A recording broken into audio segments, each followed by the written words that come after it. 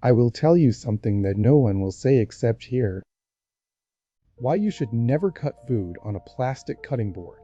Every time you chop veggies on one of these, you're adding something you never meant to eat. Plastic cutting boards don't just get scratched, they shed like your pet.